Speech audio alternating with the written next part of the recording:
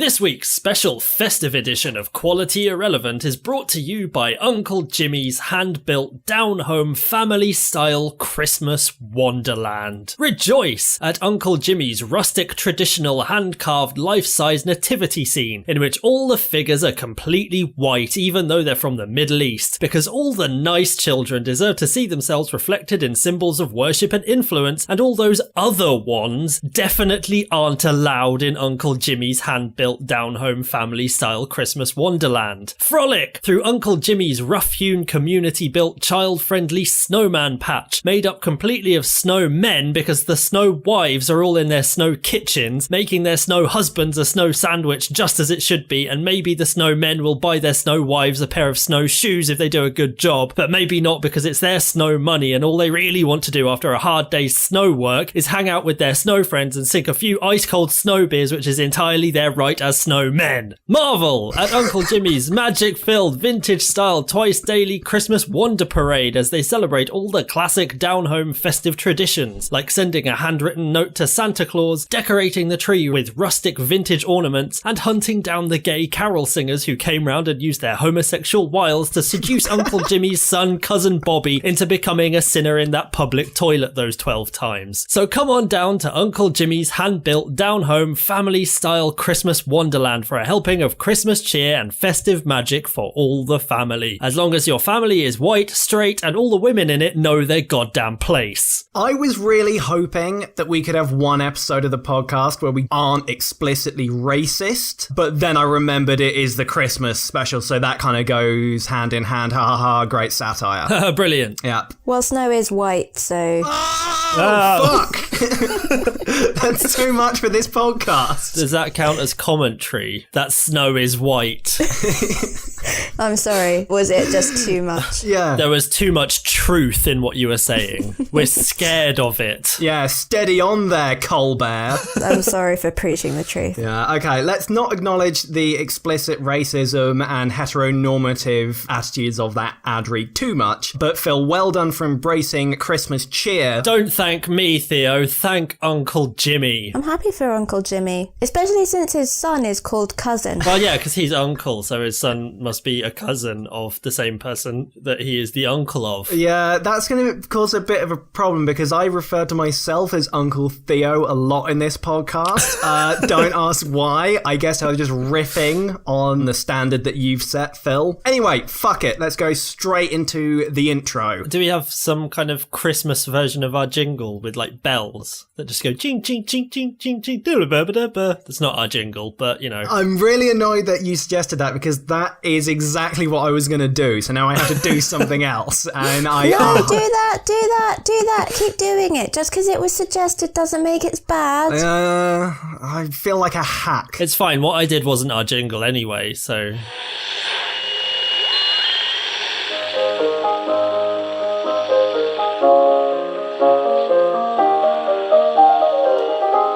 Before we get onto all that Christmas nonsense, we have to address one thing. We are joined by a very special guest. Phil, welcome to the show. Glad to have you on. Oh, thank you. It's lovely to be here. I've been a big fan for a long time. Long-time listener, first-time guest. And I'm glad that you said it's good to be here, because that's what you're supposed to say when you're on a thing, because it's good to be here. It is good to be here in Basingstoke. Yeah. But no, of course, that's just a little joke that we have.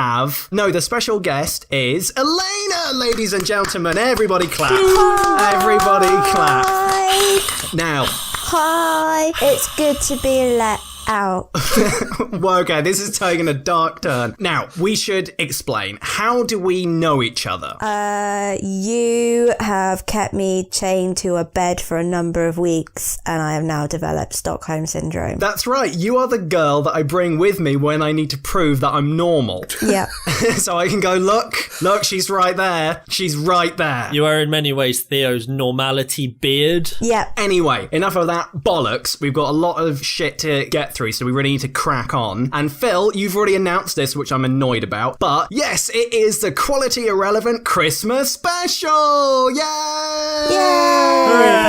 Hey, we're like a bad uncle showing up uninvited on Christmas Eve to ruin the whole holiday. We've had some of Uncle Theo's special eggnog, which is just whiskey with an egg cracked into it. Yeah, that's what the miners drink, so it's good enough for you.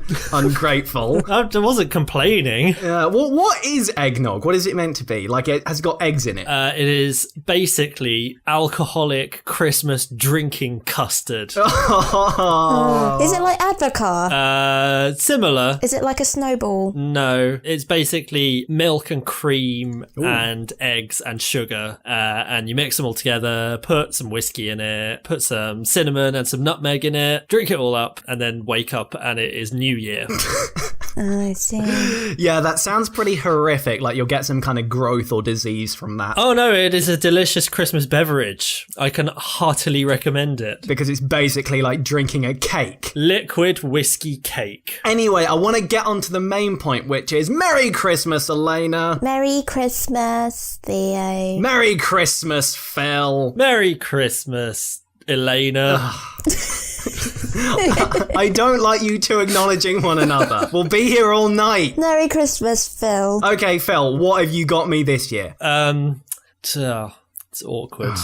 I got you a podcast recording. Ah, you shouldn't have. The pleasure of my company for several hours. Wow, that really is like the bottom of the barrel gift. Like, I couldn't even be bothered to stop off at the petrol station on the way over to get you a packet of hobnobs. But really, that is just like, you brought nothing. You got me nothing. No. It's a sour note. It's fine. What I did do, though, was I wrote a very special letter to Der Krampus, who is gonna come down your chimney on Christmas Eve and beat you with a stocking full of coal and satsumas. Now, I hear that does not leave a bruise, so for any Christmas abusers out there wanting tips, Phil has just supplied you with some good knowledge right there. Why does it not leave a bruise? Yes, Phil, tell us, why doesn't it leave a bruise? The citrus in the satsumas has an acidic quality which burns away any blood clotting that would normally cause a bruise. The cinnamon is just there to smell nice. To make it like Christmas. Yeah. A Christmas beating for us all. Well, Phil, I got you goodwill, glad tidings, and the spirit of the season. Can I exchange those in the Boxing Day sale? I didn't get a gift receipt, so I think it's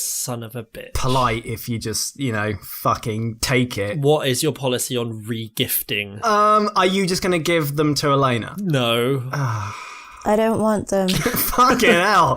Jesus Christ. Wow.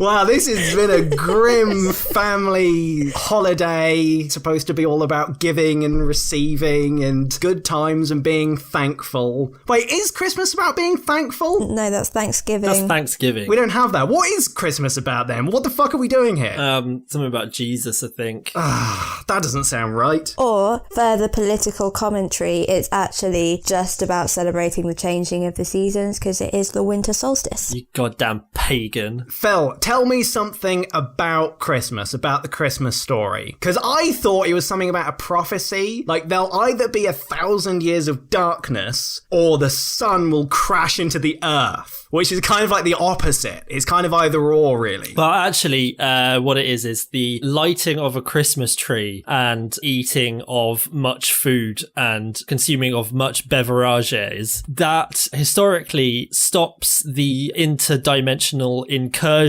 that could potentially wipe out the entire multiverse.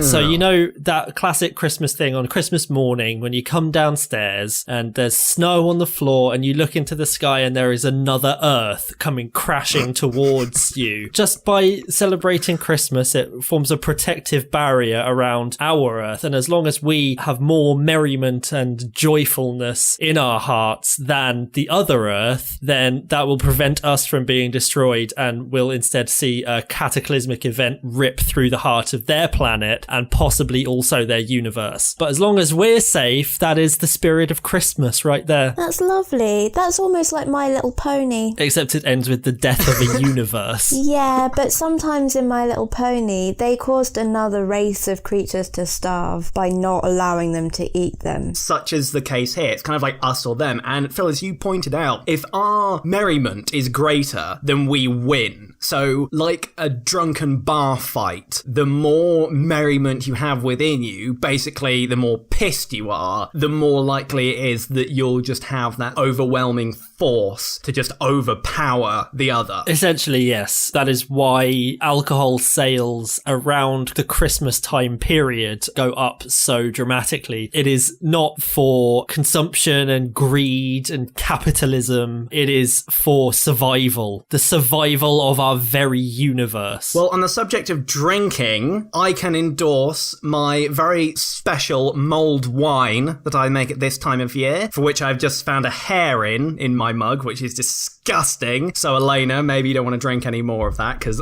I just finished mine. Well, I hope you enjoyed the hair in it. There was no hair in mine. Oh, there was lots of hair in mine. But yes, Theo's mulled wine. It's a drink.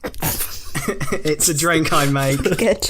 It's the best advertising slogan I've heard in a long time. Well, you've no idea what's going to come up later on. I've got a scheme. In fact, I'm probably going to do my ad read. There's a bit of admin right here. I'm probably going to do my ad read at like the center point of the podcast. Although in the sort of modern interpretation of Christmas, when it is all about the PlayStations and the hoverboards, it kind of seems fitting to have an advert in the middle of our podcast. Just to like slam in there with some commercialism, buy shit. If you don't, you're a bad Christmaser. You're not doing it right. Yeah, stop doing Christmas wrong, you fuckapple.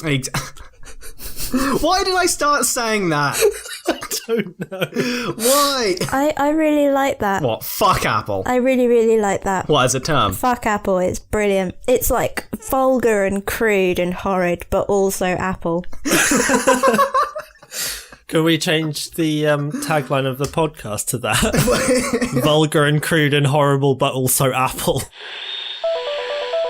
Because it is Christmas, a time for giving and receiving, we have been blessed with some Christmas sentiments about our podcast. Hooray! Hooray! Elena, this is a boring bit where you have nothing to do, but me and Phil get to riff. All right, I'll go have dinner then. But oh, Jesus, no! Flashbacks. Phil, you can go first, because I am the magnanimous one this week. Oh, aren't you nice? Yep. So the first one just says, perhaps the only Christmas podcast I can think of, especially of the religious-themed variety, that seems to flat out endorse materialism, greed, and outright gluttony. Oh, was that about us? Yeah, that was about us. I mean, we are very religious and also we endorse commercialism in all its forms. I guess we do. We do talk about money a lot. We do talk about excess in many forms. I suppose we're pretty much the 80s, but now. So...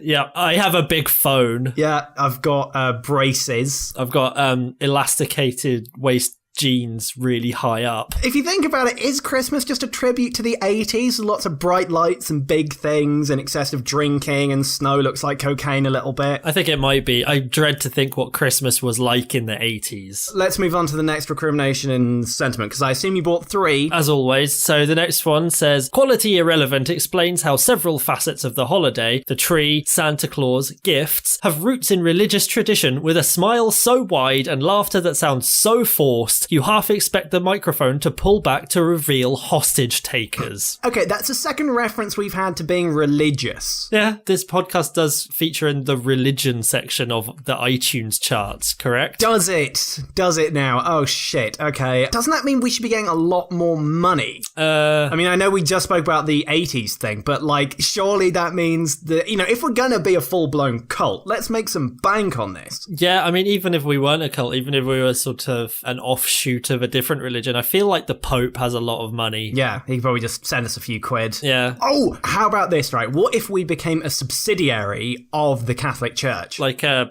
shell corporation. How about we just start doing exorcisms and then charging a bill to the Pope? I think that would work. Yeah. From what I remember of scripture and stuff, the Pope is legally obliged to pay you if you send him an invoice.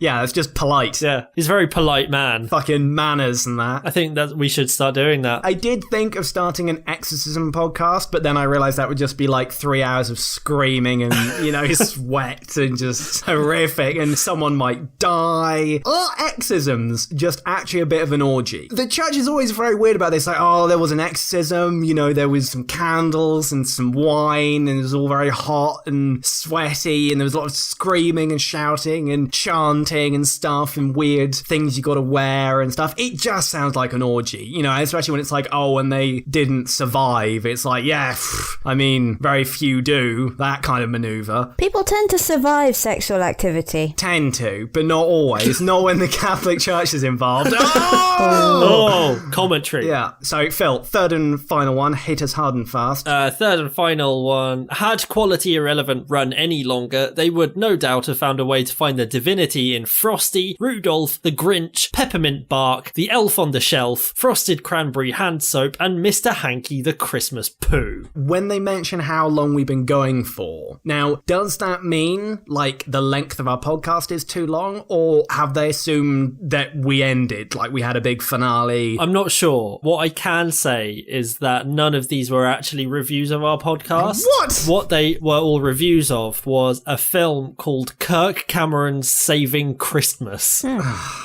Apparently it's bad. That's not the first time they've stolen our business. Yeah. That Kirk Cameron and the Growing Pains crew. That pesky Kirk Cameron. Although we don't really know anything about this man because he's not part of our culture. No. He's from another land. Yes. We see it in the pictures on the movie screen. We see that land, but I don't know. It's all very different there. People are fatter. Things are louder. There are guns. I don't understand. Religion happens in films. Religion does sometimes happen. I just sent you the poster for Kirk Cameron Saving Christmas so you can have a look at what we've been compared to. What is that? Jesus Christ. Is that a foot? Who is Kirk Cameron? Why is he carrying the nativity? That is the best question. Who is he? Yeah, why is he doing these things? Why is his foot the biggest thing on that poster? Yeah. So this film got 0% on Rotten Tomatoes. Yeah, I feel sexually assaulted looking at it. Jesus. Yeah, you hear that, Kirk Cameron? What is the plot of the film? What happens in this film? Why is he brandishing a candy cane? I will read you the synopsis on Wikipedia. All right. After explaining why he loves everything about Christmas, Kirk learns that his brother-in-law, Christian, feels that Christmas has become too commercialized and has strayed too far from the holiday's origins. Kirk tries to convince him that various popular elements of Christmas are biblical in origin. The two then return home for the remainder of the family Christmas party. It is 79 minutes long. Okay, so one, he has a family member called Christian. Yep. So he just couldn't be bothered to think of a name there. And Yep. two, yet again, just proved himself to be incorrect. Just wrong. Like, Christmas is not a biblical thing. Christmas is nowhere in the Bible. It's like the banana thing all over again. Yeah. That Kirk Cameron. I really don't want to spend any more time talking about him, but this poster is amazing. I want to take this and put Patrick Fabian's face over it. Patrick Fabian's Kirk Cameron Saving Christmas.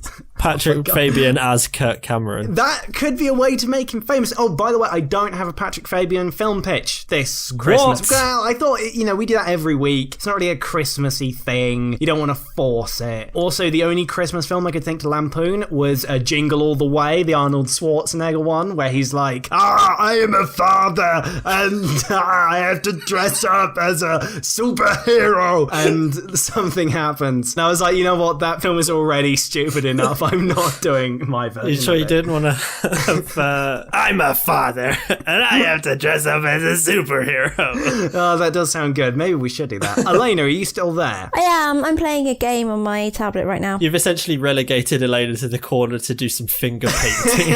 Like, just go over there and use this Etch-a-Sketch for a bit. Also, I think it is fitting because that's what you do with kids at Christmas. Yeah, so... I'm not a child. Get them an Etch-a-Sketch or one of those dancing robot dog things. Just put them in the corner and get them to do that. Maybe just give them some chocolate every once in a while. Now, I'm going to move on to my recriminations and sentiments. The first one here. Now, again, these are more sort of like reviews of the podcast. If you're going to listen to any podcast this Christmas, it might as well be quality irrelevant. This is the perfect Christmas podcast to listen to with the kids, possibly your own. It is something to lighten up your soul and bring Christmas cheer. Time and again, the fate of tiny Cleves is a cause for tears that can be collected and consumed at a later date. As we all know, the tears of traumatized children will sustain you long after everyone you love has died. Merry Christmas! It was sad what happened to Tiny Cleves. Oh, he was all like broken with his little crutches and stuff, and he was like hobbling along there, and then he got flattened by one of those big Christmas like Coca-Cola truck things. Yeah. You know, with holidays Tragic are in a coming. way. Smash! Yeah, well, in a way. I mean, that's one way to look at it.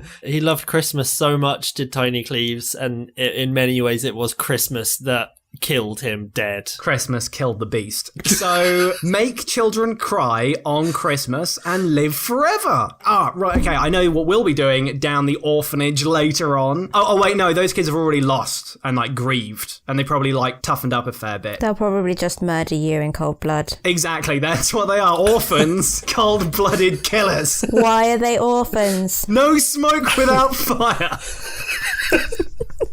Oh, this podcast has made me the worst person in the world. Fuck it. Elena, mix up some petrol bombs. We're going to bring some Christmas cheer to some well-off middle-class kids. And by cheer, I mean fire. Christmas fire! I don't think that will be a very effective way to collect any tears. Oh, yeah, because they've all burned up. Oh, shit. Yeah, they'll just evaporate in the fire. Well, I don't... It's fine, I've got my stocking full of coal and satsumas. I'm on my way. That would do it, yeah. Why Satsumas? Fucking hell. Oh, wait, I got it, because you're going to beat them. No. No, well, because I thought they were just going to wake up to a Christmas stocking full of coal and Satsumas. Because anyone who finds a Satsuma in your stocking, I mean, that's just depressing. Yeah. I was like, oh, fuck. Christmas is ruined. I love satsumas. Exactly. Of course you would.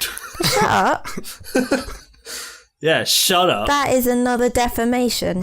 Oh, fuck, it's all getting put on the report. Right. Back to court. Back to court. Well, wasn't the movie Miracle on 34th Street about a lawsuit against Santa? Yes. Yeah, because he hit a kid. He killed a kid with his sleigh. He hit a man. Elena, can you tell us the story of Miracle on 34th Street? Because I can't remember it. The story of Miracles on 34th Street. There is a man from the North Pole who is called Kris Kringle. Oh, I don't like it. And he comes down from the North Pole. Oh, what's he doing coming over here? Ugh. Taking our We jobs. should have built that wall higher. He is meeting and greeting many small children. Oh, okay, so he's a wrong un. So he's got previous. He's on a register. Yeah, but he meets and greets people. But he is confused, and there is a man who says something to him the wrong way, and he beats him to death with a metal cane.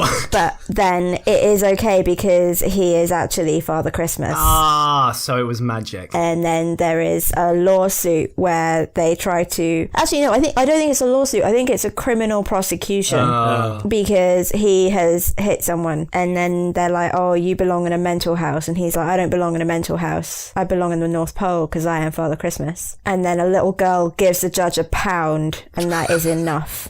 He is bought. And then there's that post-credit sequence where Santa Claus opens Jurassic Park. Yes. Oh, yeah, because it's Richard Attenborough, right? Yep. Yeah. You got the reference. I got the reference. Aren't you a clever little Christmas elf? Okay, my brain went off on a tangent there that we could go on, but I'm not going to pursue. I'm going to rein things back in. Right, this is an extra recrimination and or sentiment that we have received. A fine podcast that will put all you Christmas lovers in a festive, Christmassy mood. Even those who aren't so optimistic about the festive season, it will definitely lighten your hearts and cheer you up. God bless us all, everyone. Hail Satan. Satan, the patron Satan of Christmas. Is that Krampus? Der Krampus, as you said? Der Krampus. No, he's like a big goblin man, I think. Oh. Are they mates? Could be sent by Satan. I mean, I saw the film, but it didn't explain what he was. I thought he was like Christmas devil. It was just a big gribbly in that. Yeah. Just a big wibbly wobbly. I have a very Christmassy sentiment right here. I just wanted to say that since it is Christmas and all that shit, it was about time someone complimented Theo for all the hard work he puts into the podcast. Whereas Phil, clearly the Scrooge of quality irrelevant, brings nothing but cold-hearted miserliness to the show. He is greedy by keeping all the ideas to himself, and he made me work on Christmas Day. I wish nothing but ill will and bad tidings upon him this Christmas, and may he be haunted by 3 ghostly spirits who will teach him not to be a bastard any longer. Well, Phil, what do you think of that? I think he's a penis.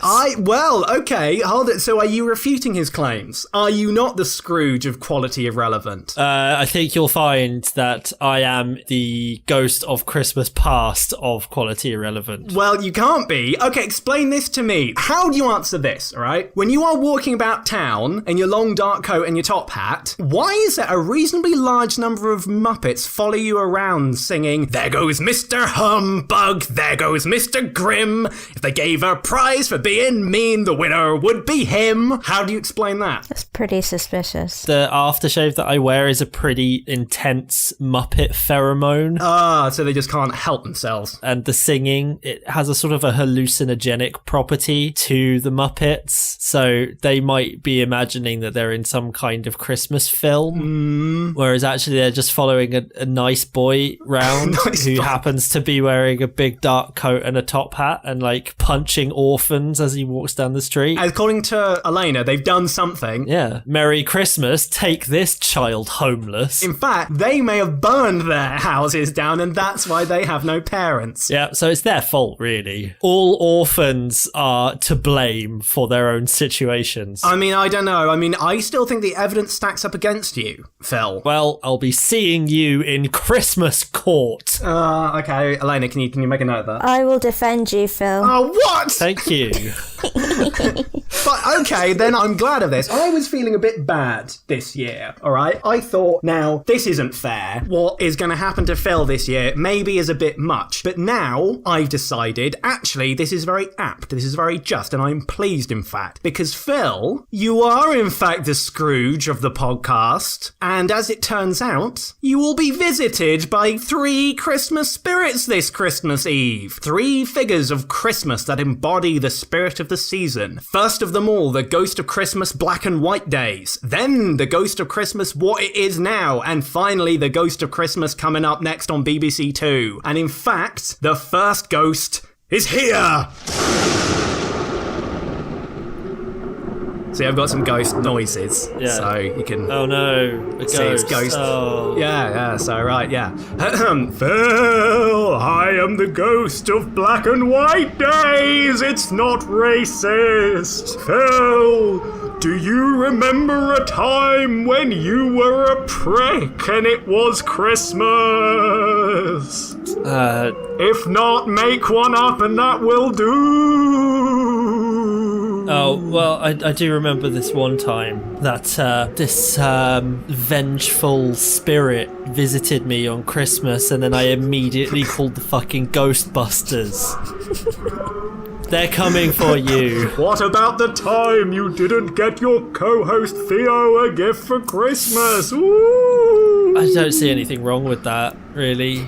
I mean, I have no particular affection for this man. That's like complaining that I haven't got a Christmas present for that homeless that I walked past yesterday. It's churlish of you, Mr. Ghost, and I dislike you. I hope that you die in a fire. That's very hurtful, Phil. Now you have learned a lesson about Christmas or some shit that showed you. Oh, he's gone now. Yep. It had no psychological effect on me whatsoever. Well, I don't know. I mean... You did get a bit told off. I mean, anyone else listening to this would be like, oh, well, Scrooge, he got told that first time. Yeah. I wonder what's going to happen next time or the time after that. Watch out, mate. Oh, is he perhaps going to get some form of comeuppance? Oh, well, yeah, it could be a moral lesson about not being a fuckapple on Christmas. You don't know. The greatest lesson of them all. That's a good place to end that bit. So, Theo. Hello. You know how you said that I didn't get you anything for Christmas? Yeah, and I scorn you for it. Well, I did a Christmas lie. Because I did get you something for Christmas. Oh, you shouldn't have. Yeah, and Elena, you can sort of share this, like when you get something for someone and then you sort of forget that they're sort of in a relationship and you have to kind of put their name on at the last minute. Yeah. And just, it's in a different pen. It's very obvious it was last minute. Just take that as this is your present as well. Oh, thank you. So, do you know what I've got for you? Is it, What? Yes, fine. What the fuck is it? Just go on. It's Phil's Festive Fun Film Fact. Yeah! Remember, all of those are spelt with a PH. Including festive. Especially festive. Festive. I always wanted Pahils, Pahestive, Pahilm fact. Film fact. Not even going with the words that are. Oh, God. I'm having fun. And that's the main thing. Yeah. So, did you know that John McTiernan's iconic Christmas set barefoot terrorism extravaganza Die Hard was originally supposed to be very different? Until just a few days before production began, the script told the story from the point of view of Alan Rickman's suave international man of action Hank Grabinski, who was staging a daring heist on the corrupt Nakatomi Corporation in order to steal a vast stash of Nazi gold and blood diamonds hidden in the vaults beneath Nakatomi Plaza. His plan was meant to be opposed by the violent, white supremacist corrupt policeman Johann Hitler McClane, played by Bruce Willis, who takes to spreading his own foot blood around the building and taunting the gang with Nazi propaganda over a stolen walkie-talkie in an effort to distract and intimidate them. However, a few days before filming began, Bruce Willis slipped while shaving and accidentally removed a chunk of his toothbrush moustache, and owing to his well-known difficulties growing facial hair, the script was greatly altered to incorporate this follicular mishap, and the movie ultimately became the action classic we all know and love. It's a good job it changed, otherwise we'd all be saying yippee-ki-yay meine Führer instead. So that is all true. I dislike that you put an actual joke at the end of that. That is against your form. I did it in some of the first ones, but I'm not very good at them. Yippee-ki-yay meine Führer is actually kind of funny. Is it? I didn't get it. Because I thought he was against the Nazis. Who? Oh, wait, because it was Bruce Willis saying it. Is that the joke? Yeah, that's the joke. Yeah. Oh, I made it less funny. Bruce Willis as Johann Hitler McClane. It is quite funny. It makes sense that got changed because, as a film of the 80s, obviously it's going to align with the views of the more kind of traditional family figure, cop kind of guy, whereas European, I don't know about that. And obviously, want to protect the interests of big business. Yeah. So whilst there's that concern of Japanese companies taking over American corporations, I mean, they own the money. Yeah. So let's not tread on their rights. Yeah, and also he called Al some really horrible words. Oh, that's so not they okay. just thought probably best to change that. Well, it's okay because in this modern climate, Al would not be considered a hero because he shot a kid. Yep. And it's a story about him, how he lost his nerve from killing a child. In many ways, he is the Scrooge of Die Hard. Which is a shame because that actor is lovely. Yep. Do you want a little bonus fact? Of course, bonus spelt with a PH as well.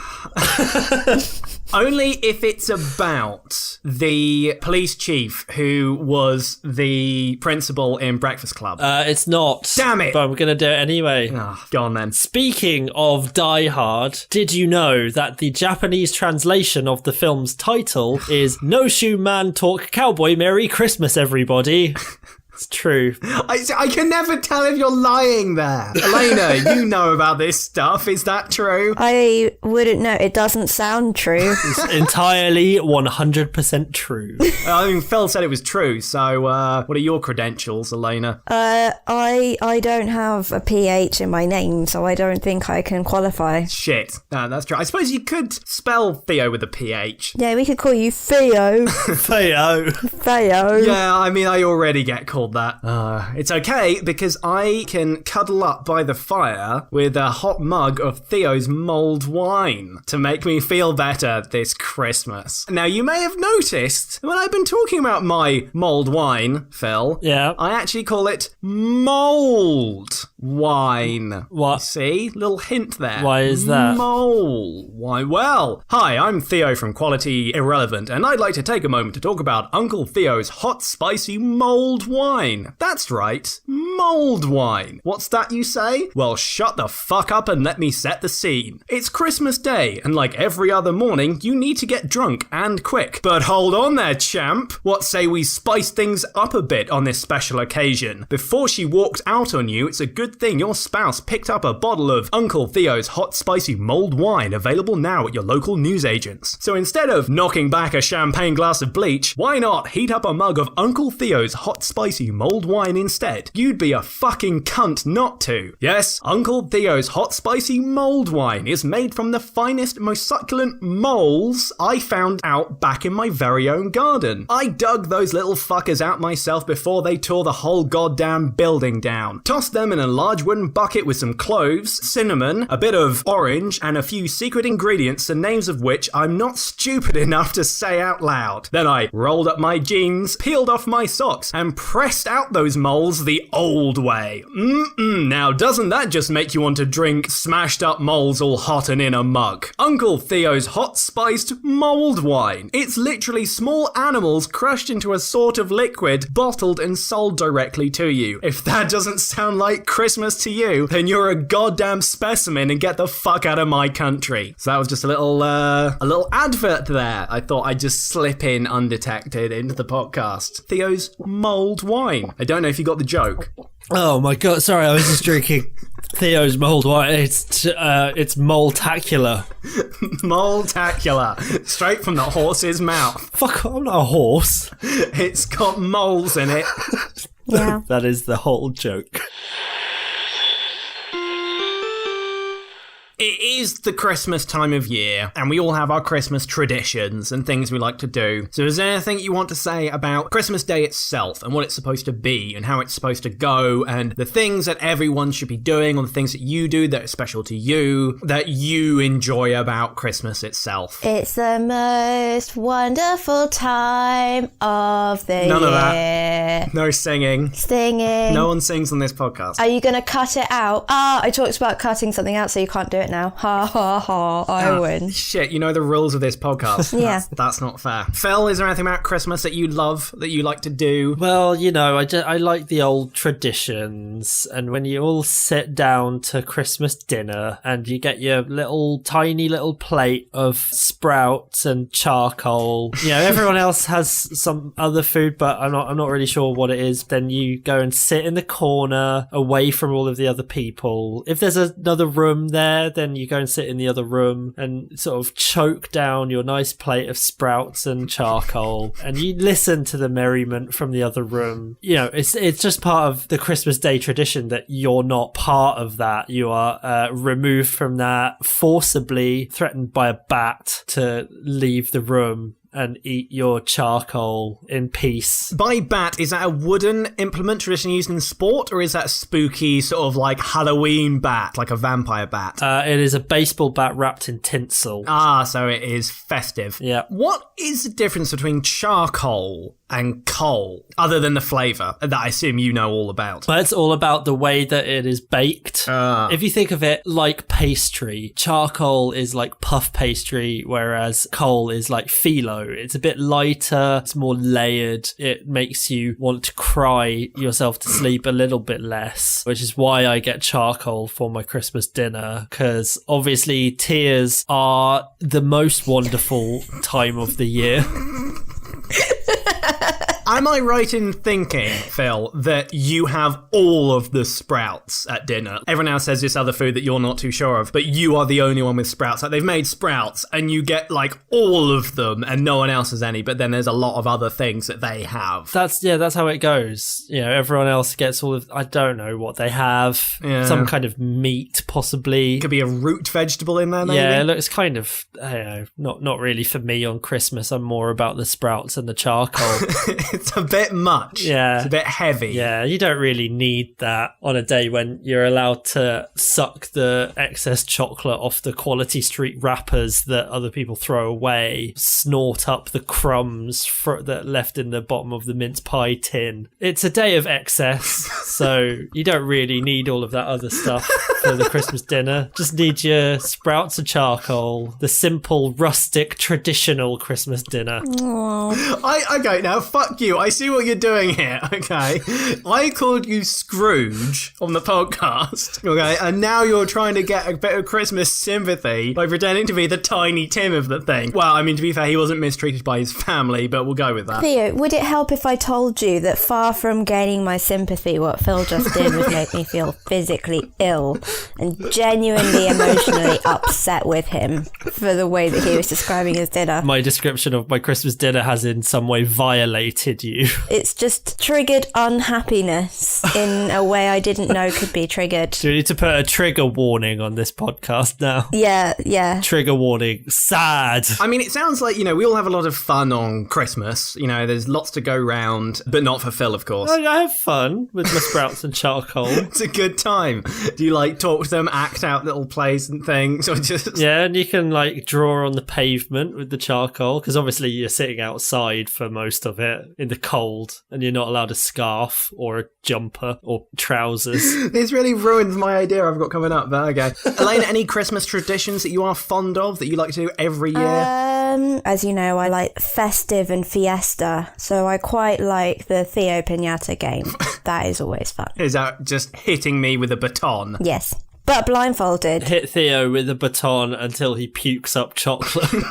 That happens very quickly on Christmas Day. That's like the first thing. Yeah. And yet somehow the chocolates are all individually wrapped. Oh yeah, you've not got time for that. There's no time at Christmas. It's a rush. There's a lot to do. It is in many ways a race. Christmas is a race. So I think what you're both trying to say there is that Christmas, it's okay, but it's not really living up to its potential. That things could be a bit better. And actually, this year is going to be a special year because it is the first year that Elena and I will be spending Christmas Day itself together. That is true. We normally separate for the winter months.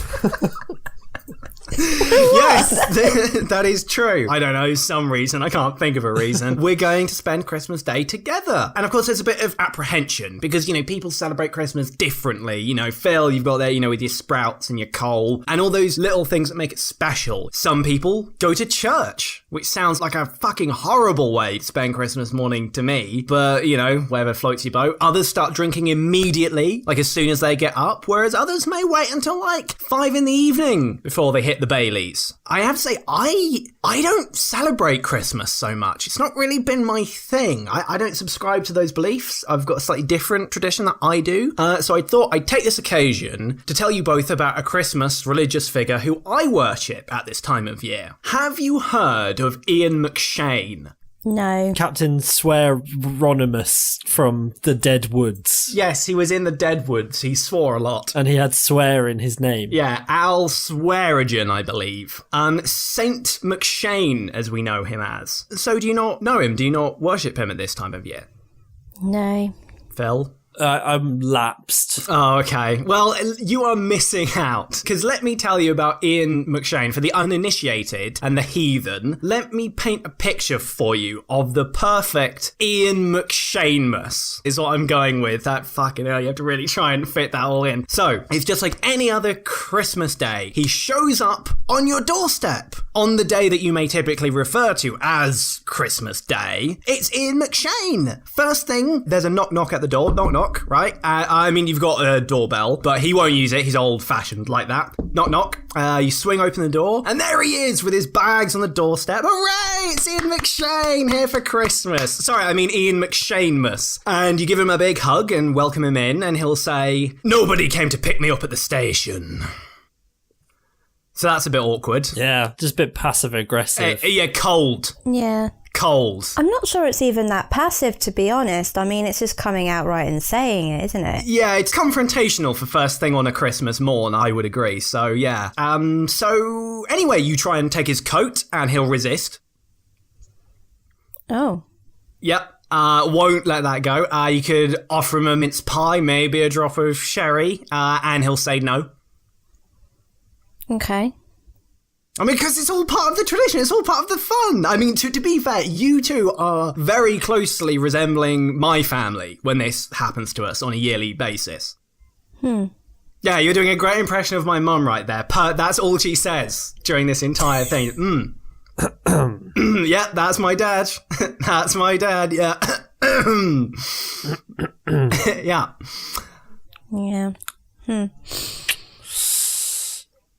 Anyway, so then Ian McShane, he'll just sit there in your living room for the day whilst you go about your Christmas. I mean, Ian McShanemus. And you're all there, you're gathered around the tree. Maybe mum and dad are on the sofa and the kiddie winks. They're so excited. They're sat on the floor near the presents. But, oh, not yet. You've got to wait. You've got to wait until we're all ready and we're all there. And Ian McShane will be there in the comfy chair. In the comfiest chair, he'll insist. He insists aggressively. Firm. That's my chair.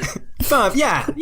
He didn't strike anyone. He was just very assertive. Yeah. He'll tell you what he wants. And he'll pull his fist back while he does. There's a glint in his eye. Maybe you'll see a flash of like a signet ring. And some kind of prison weapon.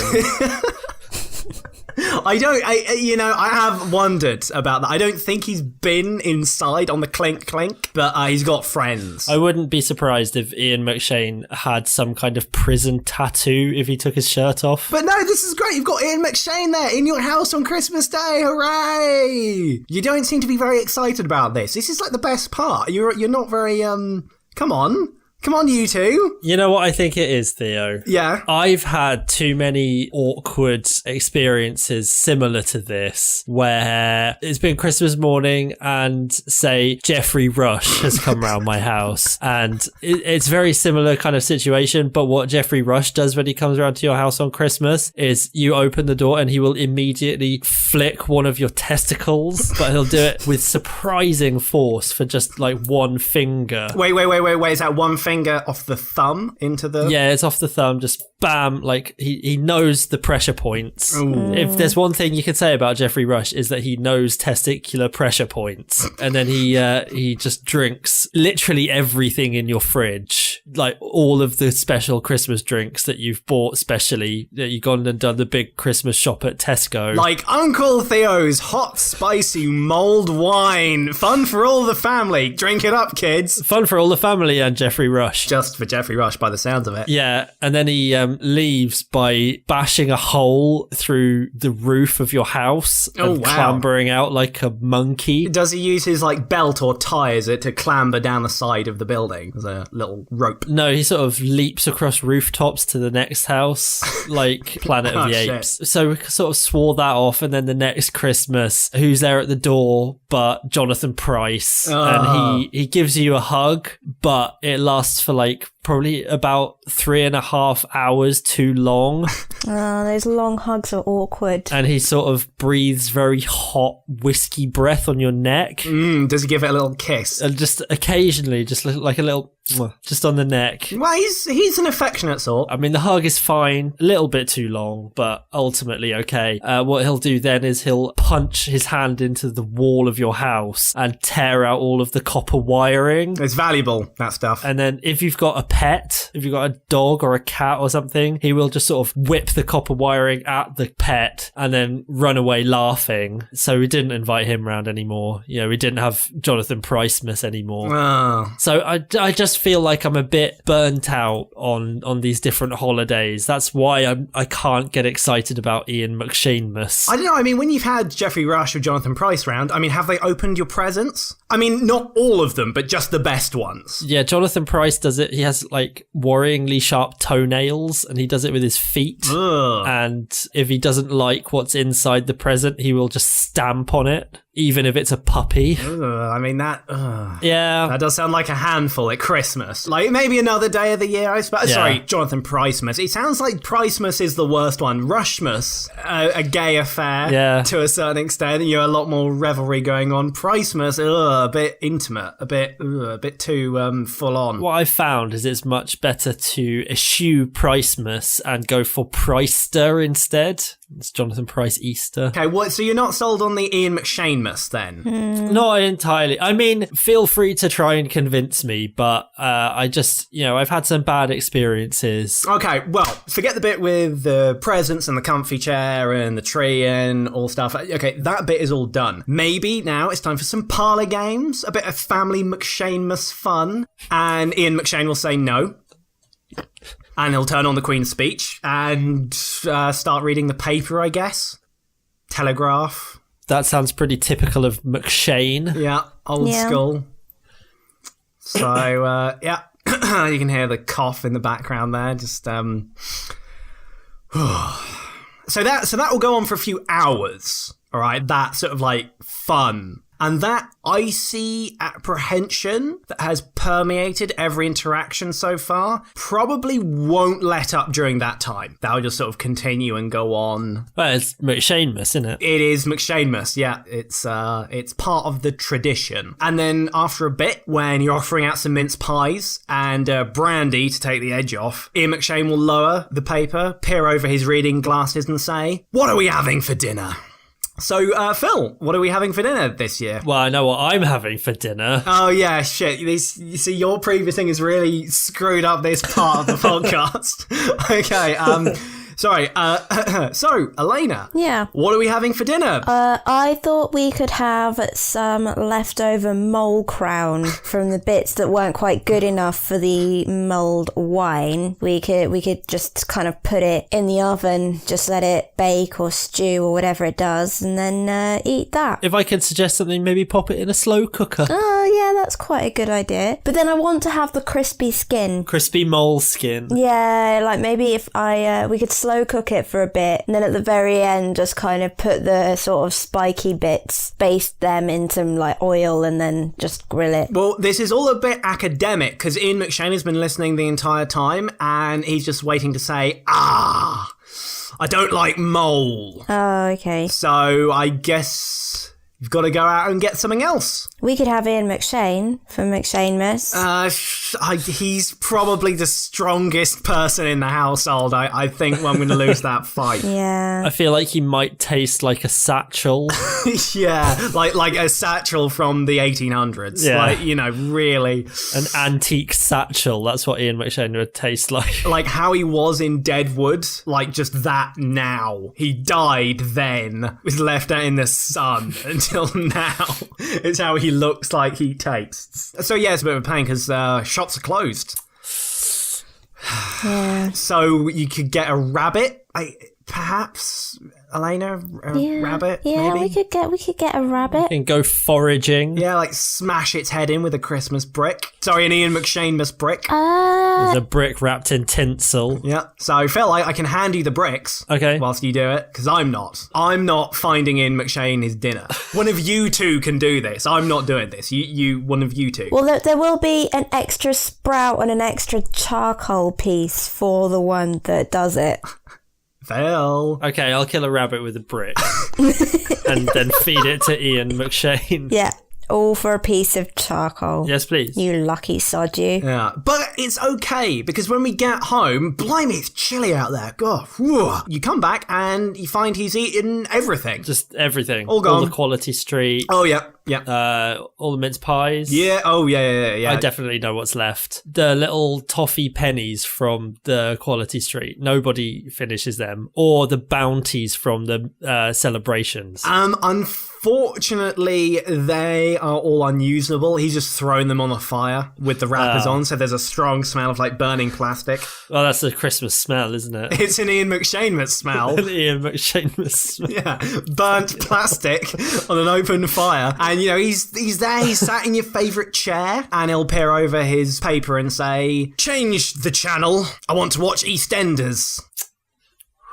So, what do you think about that so far? It's, it's festive. It sounds better than Jonathan Pricemas, I have to admit.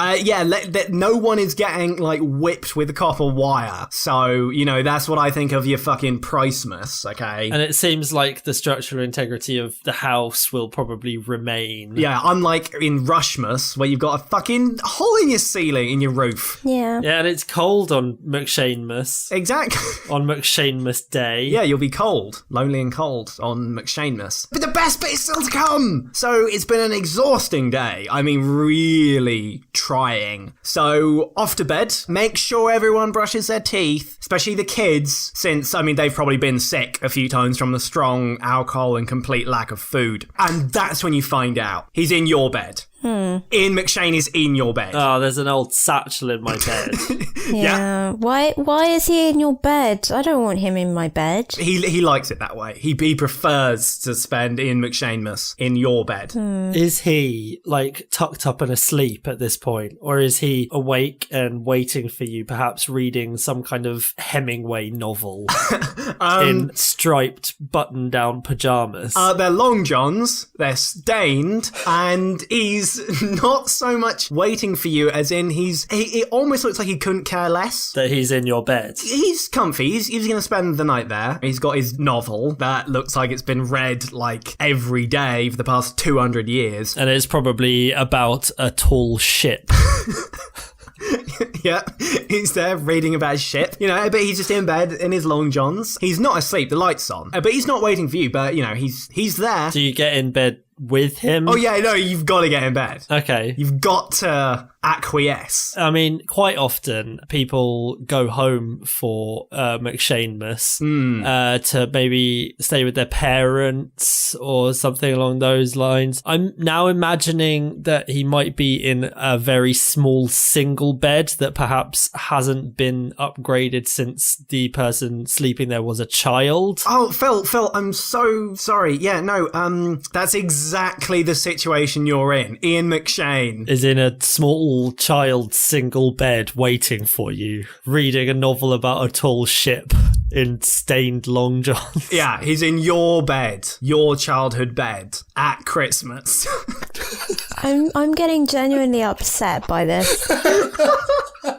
Anyway, no, that's not. Look, it's no worse than that, okay? Because you get into bed. Sorry, just a quick question. Has he done a Christmas pudding heavy fart that you feel like has just soaked into the mattress and you'll never be rid of it? Phil, you're preempting too much here. You're preempting too much, okay? Because it's not that bad, okay? So he's taking up more than his half, okay? He's sort of on your side a bit, but that's fine. You get into bed. It feels like getting into bed with an old chair. It's the hard bits. Imagine the armrest of a chair, an old chair in your back.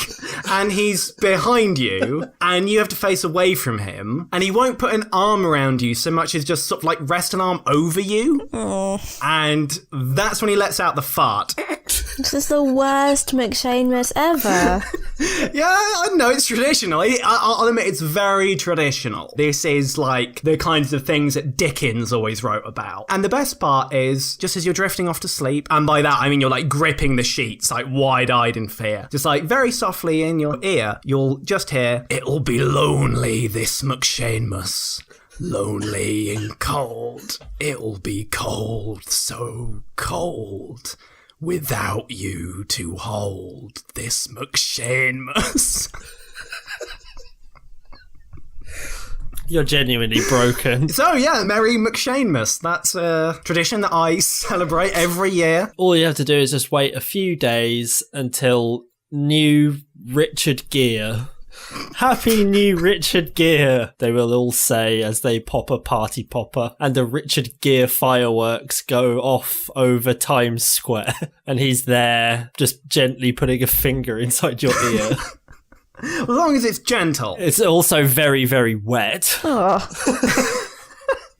Well, we all know one thing about Richard Gere is that he always has wet fingers.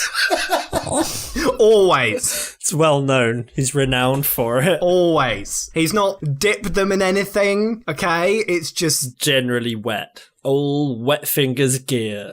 He's not that old yet, is he? No, he's quite old. He's like 85, I think. Anyway, yeah, so that was Ian McShanemas. And Elena is scarred for life. Yeah, I'm very glad that Theo is not getting to do anything he wants this Christmas.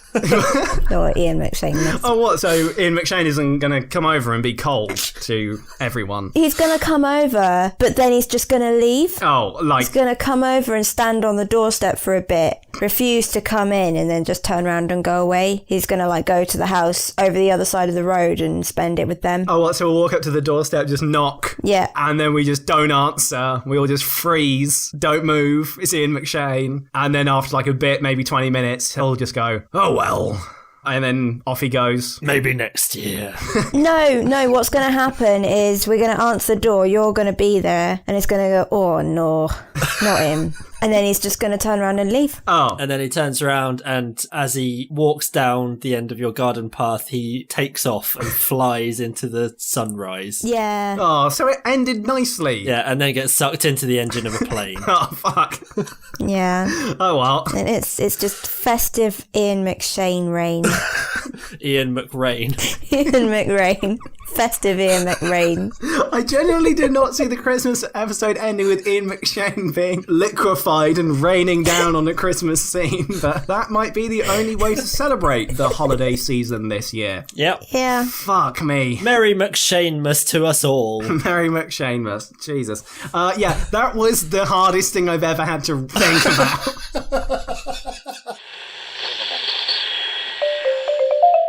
By the way, Phil, because I sort of gave up on this idea halfway through, that was the second ghost of Christmas. That was the ghost of Christmas, what it is now. A chilling vision of modern Christmas and what it could be. McShanemas. It's like Black Mirror. It's held up to your face as like a, ooh, you know, that looks uncomfortable. Yeah. McShanemas. But familiar. McShanemas. So that was the second ghost. All done and dusted. Got that one out of the way. Christmas Exorcism on that one. Yeah. Oh, fuck. I forgot about that. I wonder if I could get the church to, like, exorcise Ian McShane from my house. I wonder if they do that service. I don't know. We will find out. As a final Christmas little treat, my little Christmas dumplings, we've got a little someone special. It is the Ghost of Christmas coming up next on BBC Two. It's James Spader! James. Oh my god. Spader. There he is. Hello, Phil. Is he wearing any type of hat? I love a hat on you. It's James Spader, Phil. What are you going to say to him? Hi. Hi, Phil. I liked it when you played that robot in that thing. I don't know what you're talking about. Merry James Spadermas, everyone. Yeah, I am the ghost of James Spademus.